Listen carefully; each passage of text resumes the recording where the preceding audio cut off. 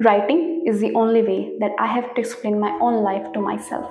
That's what Pat Conroy said about journaling. Hi, my name is Diksha, and today in this video, I'm gonna be talking about one of the most interesting topic that is called journaling. Now, the reason why I want to talk about journaling specifically is because it is a very simple thing, and there are many people these days that practice journaling on their daily basis. And it is very simple, yet it is very powerful because once you will start doing journaling in your daily basis, you will find improvements in your daily life. You will stop overthinking because sometimes we think that we can't stop overthinking, but when you start writing about all the things that go in your mind, literally start to not worry about all these things in your daily basis. Now, writing in journaling is not just basically about writing a diary, but it is about writing your own thoughts in a place where you can literally come back and think about all those things that you were going through at that particular time. The very famous writer Virginia Woolf once said that the habit of writing for I is a good practice. It loosens the ligaments, and she believed that when you write freely, you're not just recording life, you're releasing your inner world. So in many ways, journaling is a really good practice. In many ways, journaling is a conversation about ourselves and our mind. It means that you literally slow down your own world and write about all the things that you think about on your daily basis, your thoughts, your goals, your dreams, or the problems that you are going through in your life.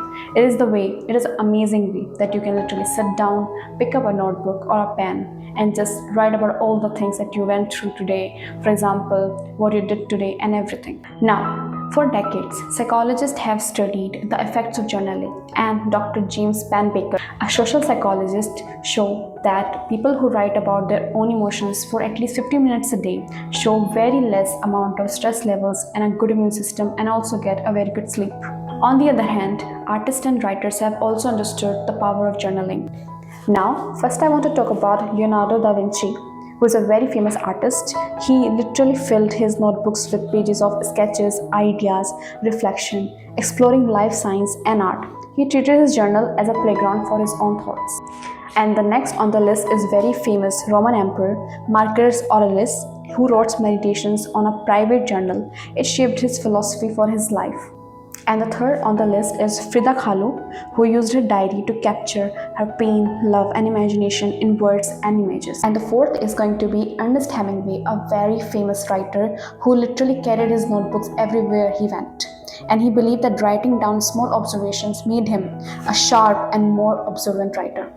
And the most interesting thing about journaling is that many writers have published their own journals around the world, and people have literally studied their conversation that they had with their selves, and people have literally studied what went in their life and how they spent their life and what have been their own inner and very intimate thoughts.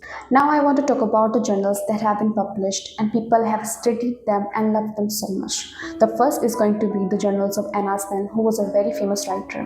Her journals span decades and reveal her most innermost thoughts, passions, and creative process. Now, the second is going to be the journals of Sylvia Plath, who has been an amazing writer, and I literally love her work so much. And it describes her struggles, emotions, and brilliance as a poet that she was. The third is going to be Virginia Woolf's diaries, which were filled with reflections on writing and her daily life. So these journals show us that journaling can literally start as a very simple daily habit, and you just write your own thoughts, what went into your life, what you think about the simple painting that you saw today, or the food that you ate, what you thought about. And one day, these journals can be published and literally inspire people and generations to come. And one of the most interesting thing about journaling is that there is no right way and no wrong way. You can literally start a notebook and a pen and literally write about anything that you want, a dream that you want to accomplish next year, or just simply write about the goals that you want to accomplish next year. Make your New Year resolutions and think about all the things that you can't say out loud, but you can literally write about them.